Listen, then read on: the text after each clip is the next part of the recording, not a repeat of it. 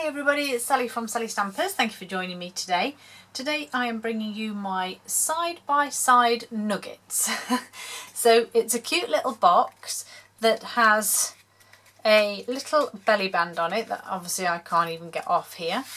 A cute little belly band, and then inside it's just got two lovely Hershey's nuggets. And as you can see, I've gone with the gold to go with the gold wrapper for that one. A cute little box, just fits together, and then we have this lovely little sleeve that just goes over the top and slides across the centre. I mean, these would be great for a little favour. You could buy these nuggets in bulk, and then you have this cute little favour. I went with a slightly different sentiment today. I'm here for you. Again, just a lovely little gift to give somebody if they're perhaps not going through the best of times, or just need a little pick-me-up, and chocolate always does that. So as you can see, I'm using the Grapefruit Grove and the Gingham Gala, which sadly is retiring. It's really hard at this stage of my filming because I don't want to bring you the new stuff too soon, because it's a little bit unfair when you can't purchase it for 2 or 3 weeks. And equally using stuff that may be retiring or out of stock. So it's very difficult, but I've gone with this hoping that most people will have something, or at least it'll give you an idea for a future project. So I'm going to show you how to make it. So on this one, as I said, is Grapefruit Grove. This one is going to be Highland Heather. I just need to grab some of my bits out because I forgot to get everything out ready. And so I've got some Highland Heather cardstock here that is 4 1/4 inches by 4 1/4 inches. That's 11 by 11 centimetres. And then we're going to score one side because it's a square, obviously, so all the sides are the same. So just pick a side, and we're going to score at 3/4 inch and 3 1/2 inches, which will be 2 and 9 centimetres. Then we're going to rotate. It doesn't matter which way, either clockwise or anti-clockwise, because again the measurements will be the same. And we're going to score at 3/4 inch, 1 3/4, 2 1/2, and 3 1/2. And in centimetres that will be 2, 4 1/2, 6 1/2, and 9. So quite a simple, nice little score. And then obviously grab hold of your bone folder, and then we're just going to fold and burnish these score lines. I quite like this little box. I think it's just so nice and dinky, and you could just use it for any kind of little gift, really. You know, a little dinner table favour, or for a wedding favour, or a party favour, or a pillow favour at a hotel, or just anything really. Really cute. So I've done my folding and my scoring here. All of them are all burnished now. So obviously it's the same no matter which way you turn it. If you've got your two vertical score lines either side, so one on the left and one on the right, then we can start. So we're going to start at the bottom, and I have to remember which way around I did this, and we're going to start by cutting sideways into that first square. Okay, so we're going to cut our wedges this way. So we're cutting those little notches off to create those little wedges that side. Okay, so there's our tabs at the bottom. Miss one square and then repeat again on the second square up. So I'm going to cut those little notches out there, and again on the other side. Cut those little notches out. Oops. And then, so now we have that going on. And then turn it round so that that's now at the bottom. And what you need to do is cut away the next 2 squares. Okay. So we're cutting away those 2 squares. And then we're just going to cut some notches out of that top piece there. get rid of my rubbish. I completely missed my bin then. I chucked it in my basket that has all my ribbon. Oh, that'll be a job for later. Okay, so as you can see, this is now your box that you will be making up. So these two tabs fold in to create the base of the box, the chocolates to go in, and then the lid will just tuck in there. So what you need to do now is grab your 1/2 inch circle punch, and so this is now going to be just on this piece here. So where you've cut those slidey bits out the top, it's the opposite side. Now if you want to measure this, you can, but I'm literally going to the edge of my punch to the score line, and then I'm eyeballing the sides and just literally punching a tiny little notch just like that out of there. So now you need to add some adhesive to these. Now I did use wet glue on this one. What I did find was, I don't know if you can see, if you don't get the wet glue, wait a minute, my dog wants to come in the room. Come on then. Good girl. I just wedged the door slightly shut because I've got my tumble dryer on and it was quite loud, so I shut the door and now the dog wants to come in. Yeah, I don't know if you can see, but because of the way this folds up, I'll do it on this one, if you don't get your adhesive right to the end here, you end up with that sort of look from the top. Okay, so the side bits do stick out. So what I would advise is, when you stick, I'm going to use tear and tape on this one because I don't have time for the wet glue to dry. Let me just get this right in my head. Yes, so when you're adding this, I would add your tear and tape this way so that it actually fits along that score line, and that way you will know that you're going to have that nice flush adhesive all the way to the edge. Okay, so once we've done these ones, and then I'll just grab my piercing tool. So I'm going to do this side first,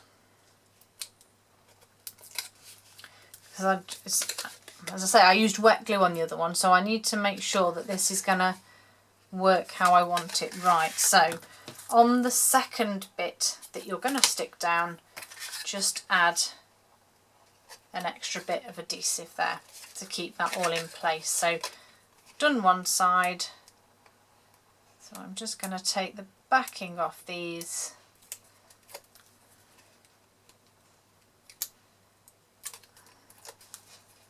and so now that has a double adhesive to hold that in place. Line it up with your box and you don't have any gaping edges, if you like. So just on this front one, I just need a tiny bit more tear and tape just on there, and then just take these backings off.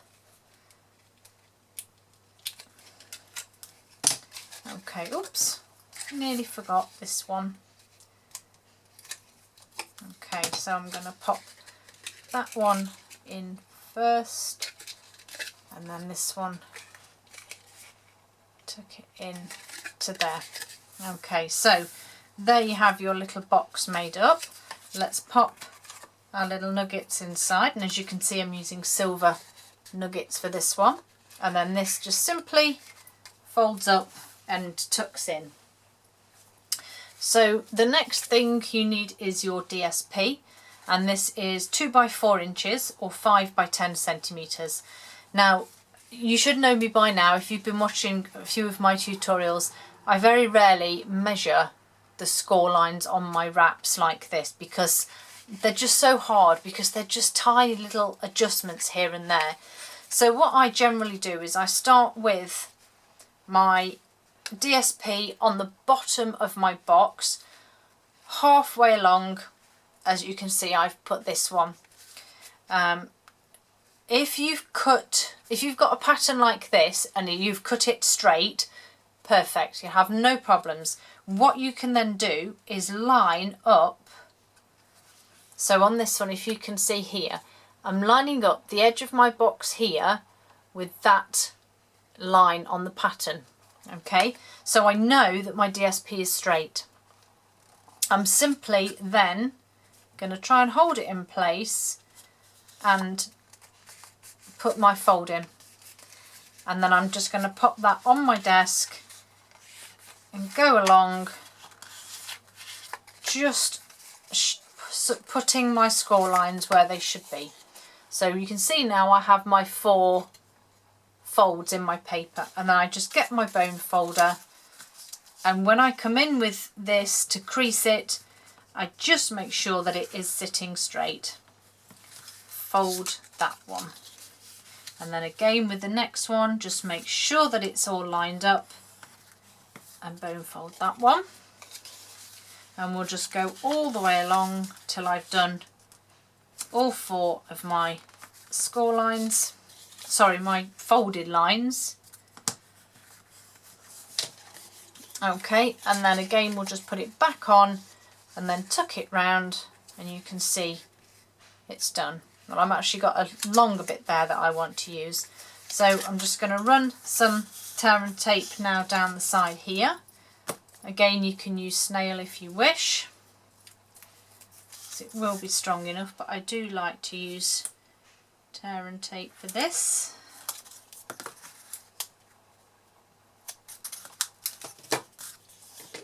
Okay, and then take my backing off,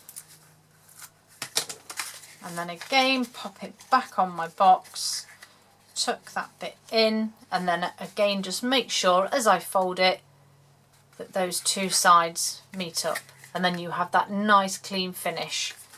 So there's my little favour made up, so I just need to decorate it now. So I'm going to grab, which I actually forgot to get out, but luckily it was at the top from when I prepared these, my 1-inch circle punch and just some Highland Heather cardstock. And I'm literally just going to pop some snail on the back of this, and it will just sit on the centre there. I've then got some silver glimmer paper and my sprig punch here. Just that one there. And then I'm simply going to cut this in half at the bottom there to create 2 little sprigs. Grab some glue dots, and I'm going to pop one on the bottom and one just slightly further up, and then the same again for this piece, the bottom and then a bit further up. So I'm going to pop this one just there, and then this one actually I'm going to overlap in the centre and can just go there. And then I have a very small piece of scrap Whisper White here, and then I need my beautiful Itty Bitty Greetings, and I'm going to go with the same one, I'm Here For You. Pop that on my block. My Highland Heather ink, it's still glittery, can you see it? That was from ages ago. And just stamp that on there. And then I've got my classic label punch, just to punch that one out with. Try and get that as central as I can and straight, and give that a little punch as well. I'll leave that in there. And then finally I've got a couple of small of the mini dimensionals here that I'm just popping right on the ends of this one, and then I'm going to pop a glue dot right in the centre. Take the backings off these, and then this will sit just nicely here. So the glue dot will stick to where the sprigs have crossed over, and there you have your cute little side-by-side nuggets. I hope you like them, hope it's given you some ideas, and I hope to see you all again soon. Have a great day. Bye.